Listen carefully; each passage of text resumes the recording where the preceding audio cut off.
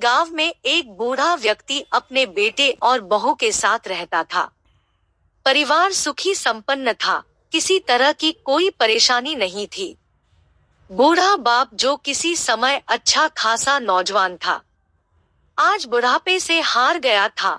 चलते समय लड़खड़ाता था। वर्टिकल बार अब तो लाठी की जरूरत पड़ने लगी थी। चेहरा झुर्रियों से भर चुका था, बस अपना जीवन किसी तरह व्यतीत कर रहा था।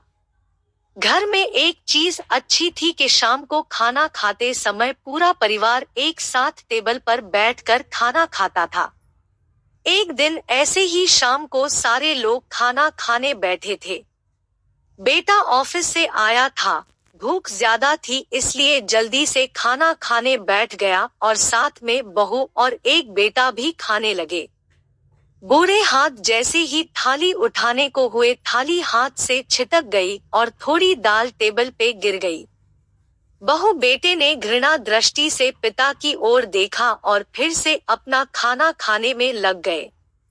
बूढ़े पिता ने जैसे ही अपने हिलते हाथों से खाना खाना शुरू किया तो खाना कभी कपड़ों पे गिरता तो कभी जमीन पर। बहू ने चिढ़ते हुए कहा, हे राम, कितनी गंदी तरह से खाते हैं।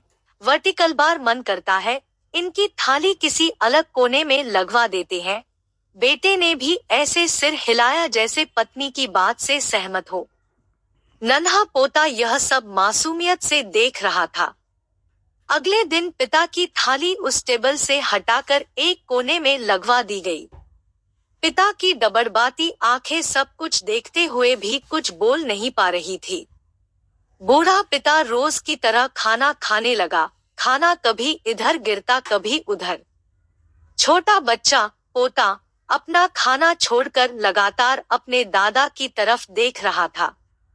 माँ ने पूछा, क्या हुआ बेटे, तुम दादाजी की तरफ क्या देख रहे हो और खाना क्यों नहीं खा रहे? बच्चा बड़ी मासूमियत से बोला, माँ, मैं सीख रहा हूँ कि वृद्धों के साथ कैसा व्यवहार करना चाहिए। जब मैं बड़ा हो जाऊंगा और आप लोग बूढ़े हो जाओगे तो मैं भी आपको इसी तरह कोने में खाना खिलाया करूंगा।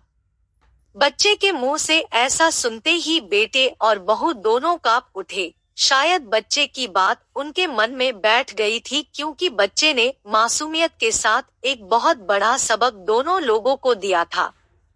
बेटे ने जल्दी से आगे बढ़कर पिता को उठाया और वापस टेबल पे खाने के लिए बिठाया और बहू भी भागकर पानी का गिलास लेकर आई कि पिताजी को कोई तकलीफ ना हो।